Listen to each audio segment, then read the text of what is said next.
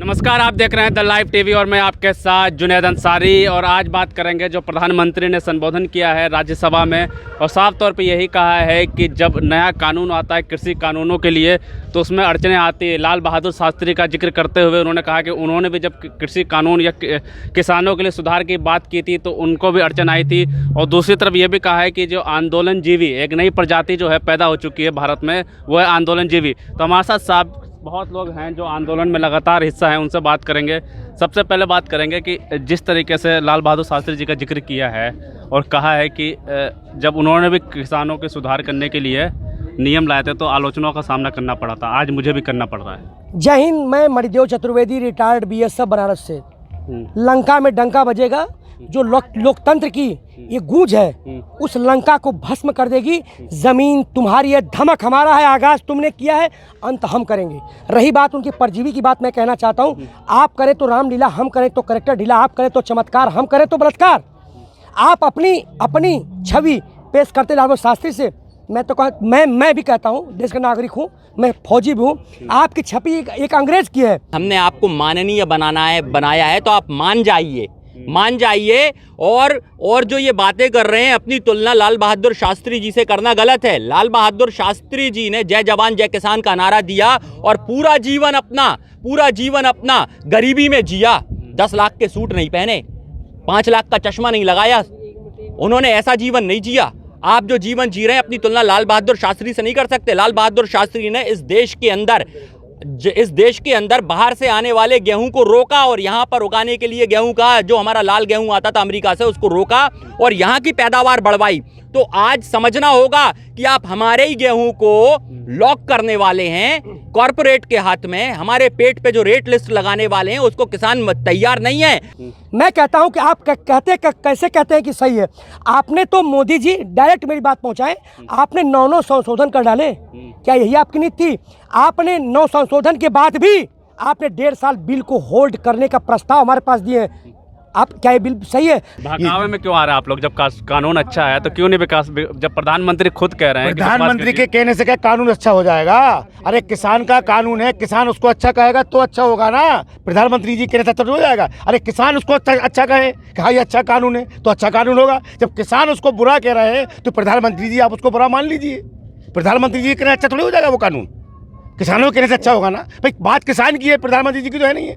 तो किसान अपना भला अपना बुरा अच्छी तरीके से सोचता है ना। आज राज्यसभा से बाकायदा संबोधन करते हुए कहा है कि किसान बातचीत करें, आप बहकावे में नहीं आए। जब लाल बहादुर शास्त्री ने भी जब किसानों को विकास करना चाहा, किससे बातचीत करें? प्रधानमंत्री जी से। प्रधानमंत्री जी और प्रधानमंत्री जी को जो सिपह सहला रहे हैं वो तो ये कहते कानून में कुछ काला है ही नहीं। उनकी तो नियति ठीक नहीं है, उनके दिमाग पे चश्मा गलत चढ़ा हुआ है, आंखों पे जो चढ़ा हुआ है ना वो चश्मा गलत चढ़ा हुआ है। ये लाखों की तादाद में तीनों बॉर्डर पे जो किसान यहाँ पड़ा है, आज 3-4 जीवी है। प्रधानमंत्री ने कहा कि नई प्रजाति आ गई भारत में। आंदोलन भी करता कौन है? जब किसी चीज को हमें बर्दाश्त से बाहर हो जाए तभी तो हमें आंदोलन करना पड़ रहा है। किसान ने इस देश में कभी ऐसा आंदोलन नहीं किया। आज मोदी जी ने उस किसान को सड़कों पे ला दिया, रात भर जग रहा है अपनी खेती छोड़ के। उसको पता है कि मेरे बच्चों का भविष्य क्या होने वाला है, तभी तो वो जो आंदोलन कर रहा है यहाँ। मैं पूछना चाहता हूं कि आपने कांग्रेस को यही हल्ला, जो परजीवी, आपने परजीवी का काम किया था और इसी स्वामीनाथन आयोग के ऊपर हल्ला किया था और देने की बात कही थी।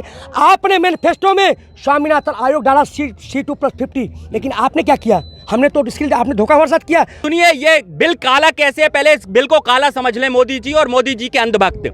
ये बिल राज्य सरकार द्वारा अध्यादेश लाकर वहां पर कानून बनना था। इसकी पावर सीएम के हाथ में होनी थी, ना कि केंद्र के हाथ में था ये बिल। तो पहली बात तो ये बिल ही गैर संवैधानिक है, तो इस बिल को तो रद्द होना ही चाहिए। साफ तौर पे कहेंगे, जिस तरीके से प्रधानमंत्री ने संबोधन किया है, साफ तौर पे कहा है कि विकास नहीं होने देने किसानों का, आंदोलन खत्म करने की बात की कि आंदोलन खत्म करें। इस दौर की एक सबसे बड़ा संकट ये भी है कि हमारे प्रधानमंत्री की बात का कोई महत्व नहीं है।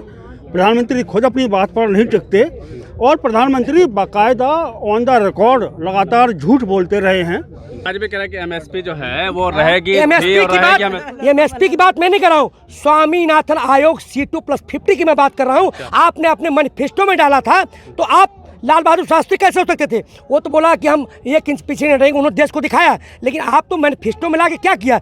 जबकि आपको बता दूं मोदी जी कि जबकि उस स्वामीनाथन आयोग में उस आयोग ने कोई सिफारिश ऐसे तीनों कानून के लिए नहीं की थी, तो आप कहां से लाए? रात के गलियारे में क्यों लाए? ये पूंजीपतियों के गुलाम लोग हैं और पूंजीपति लोग हैं जो सामंतवादी लोग पहले हुआ करते थे, जिनका विरोध लेफ्टिस्ट किया करते थे।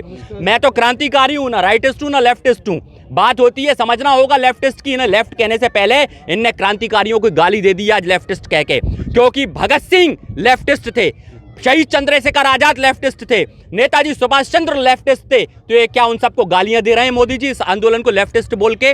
अगर वो यहां पर हैं तो समझना होगा क्रांतिकारी यहां मौजूद है, और जिस आंदोलन में क्रांतिकारी मौजूद होते हैं वहां आंदोलन हमेशा जीता जाता है, हमेशा जीता जाता है। जब भी कोई नया चीज़ आता है तो विरोध होता है। प्रधानमंत्री जी कह रहे हैं कि किसानों का जो विकास के लिए हम कानून लाए हैं, तो आप लोग विरोध कर रहे हैं, विकास नहीं होने दे रहा है किसानों को। जब भी कोई बुरी चीज़ आती है तब उसका विरोध होता है, जब भी कोई अच्छी चीज़ आती है तब उसका स्वागत होता है। इसमें जो किसानों के जो घोर विरोधी रहे हैं 4-5 लोग, और वही उन्हीं 4-5 लोगों की कमेटी सुप्रीम कोर्ट ने बनाई थी। किसानों के विकास के लिए लेकर आए हैं, कह रहे हैं विकासों के लिए आप अड़चन अड़ा रहे हैं। उसका तरीका संविधान में, उसका तरीका है कि आप चर्चा करें, परिचर्चा करें, सदन के दोनों सदनों में चर्चा करें। आपने तो प्रश्नकाल ही स्थगित कर दिया, ध्वनिमत से पास कर दिया, जो कि 70% जो है जीडीपी किसान पर निर्भर है। तो कैसे आप कर सकते हैं? क्या यही लोकतंत्र है आपका? यही संविधान? संविधान की बात कर रहे हैं। इस बात को प्रधानमंत्री जी लिखित में आश्वासन दें, मौखिक में क्यों कह रहे हैं? कानून बनाने में उन्हें क्या दिक्कत है? अगर वो कह रहे हैं कि एमएसपी रहेगी नहीं, ये लिखित में दे देना कि एमएसपी लागू कर रहे हैं और तीनों कानून वापस ले लें, आंदोलन खत्म हो जाएगा। बात तो वही है ना, कथनी वो कुछ और करते हैं, करनी उनकी कुछ और होती है। कृषि मंत्री जी कुछ और कह रहे हैं, कृषि मंत्री जी कह रहे हैं कि कानून में कोई कमी नहीं है, प्रधानमंत्री जी कह रहे हैं कि हम किसान हितैषी हैं। अगर आप हितैषी हैं तो फिर अपने कृषि मंत्री जी को समझाइए, किसान से आके बात कीजिए। इस देश में सब कुछ तो बिक चुका है, अब खेती और बची है उसको भी बेचना चाह रहे हैं। मैं एक बात, चाहिए चले ना चले अपनी जगह, लेकिन मैं बताऊंगा जरूर। एक गोबर पात्रा है जो लगातार आता है, प्रवक्ता है बीजेपी का, और वो आकर इस तरीके की बातें करता है। जब बात चलती है चारा घोटाले की तो वो कहता है चारा चोर, चारा चोर, चारा चोर। अगर इस देश में शौचालय के ऊपर एजेंसी बनकर जांच कर ले तो पता पड़ जाएगा कि सरकार ने क्या कर दिया है, कि शौचालय चोर भी हमारी सरकार है। तो अनाज कैसे छोड़ेगी जब जिसने शौचालय नहीं छोड़ रहा है? बिल्कुल। प्रधानमंत्री जी जो मोबाइल सार्वजनिक कर रहे थे कि एक कॉल की दूरी है, उसका हम लोग इंतजार कर रहे हैं।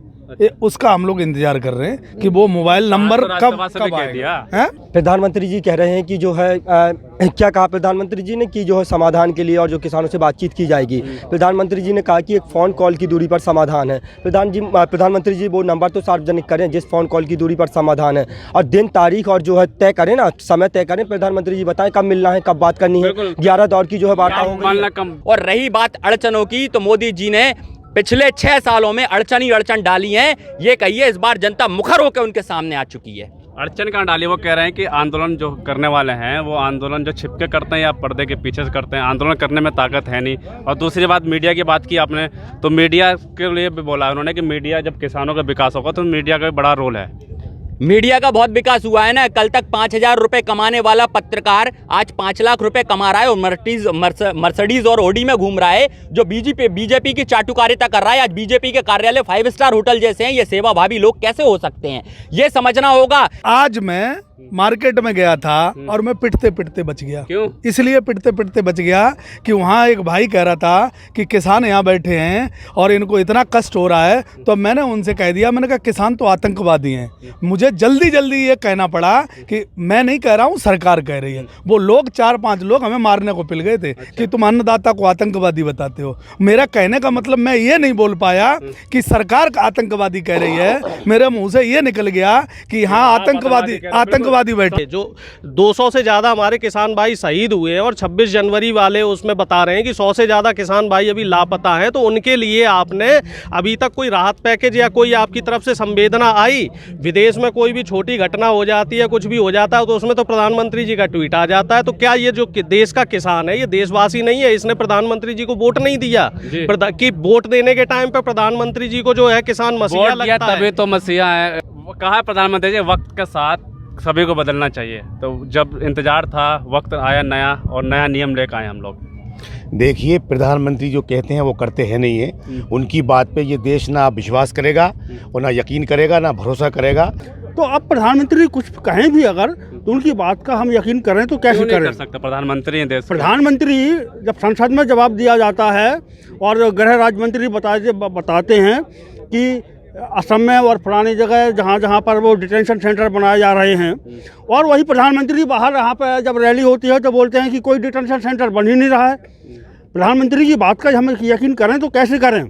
विकास नहीं कर रहे, ये विनाश कर रहे हैं किसानों का। विकास ये कर रहे हैं अपने व्यापारी मित्रों का, विकास कर रहे हैं अंबानी का, अडानी का, आरएसएस का, विकास कर रहे हैं ये अपने जो बीजेपी के नेता हैं उनके बच्चों का। ये बताइए, जय शाह को आपने बीसीसीआई का जनरल सेक्रेटरी किस बेस पे बना दिया? बिल्कुल लास्ट में एक बात मैं ये कहना चाहता हूँ कि किसानों के आंदोलन को जो बदनाम करने की कोशिश हो रही है, किसानों के आंदोलन के साथ में इतना जब शत्रुता भरा व्यवहार किया जा रहा है तब बात कैसे हो सकती है?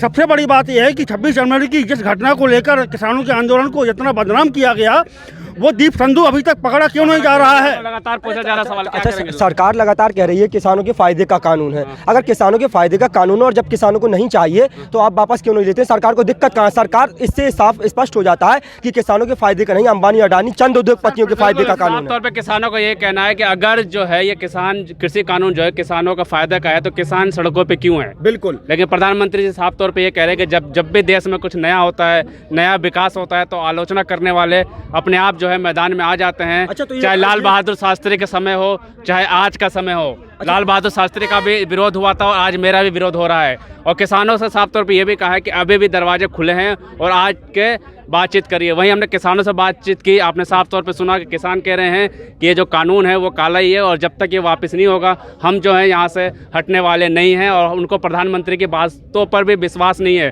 किसानों को कहना है कि अगर एमएसपी पे खरीद पे कानून बनाना है, क्योंकि राकेश टिकैत ने साफ तौर पे कहा था कि एमएसपी पे कानून था और है, लेकिन जो खरीद फसल जो है फसल जो खरीदी जाती है उस पर कानून नहीं है, उस पर कानून बनाने की ज़रूरत है।